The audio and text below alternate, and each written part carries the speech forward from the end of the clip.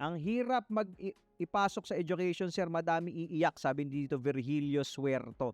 You know, isa sa mga may kachat ako na nasa Discord na from DepEd. Tinatanong niya, sabi niya, Tito, pwede ka ba namin ma-invite na mag-talk sa mga teachers from Bulacan yun eh. Pwede ka ba namin ma-invite? Sabi ko, pwede naman po. Ay, niisip ko kasi na strategy kasi. So, of course, not everybody will be interested in trading eh.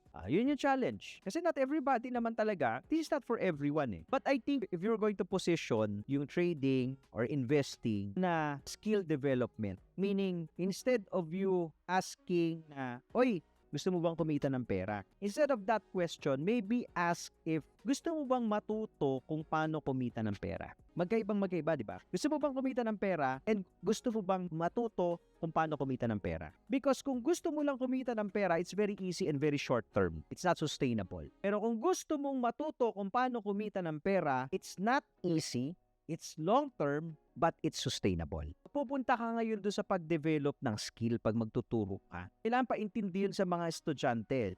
Hindi lang, ito yung mga newbies na nakikinig po ngayon, ito yung tito tip ko sa inyo.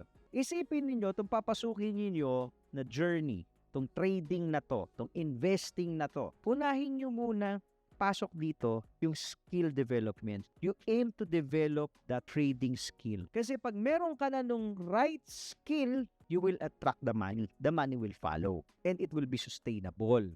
Pero kung focus mo lang, isang trade, dalawang trade, ko sana kumita, most likely, kikita ka nga, isa, dalawang trade, pero yung pangatlo, pang-apat, pang-lima, puro lugi na. And then you will quit. Bakit? Kasi nakafocus ka agad dun sa pera.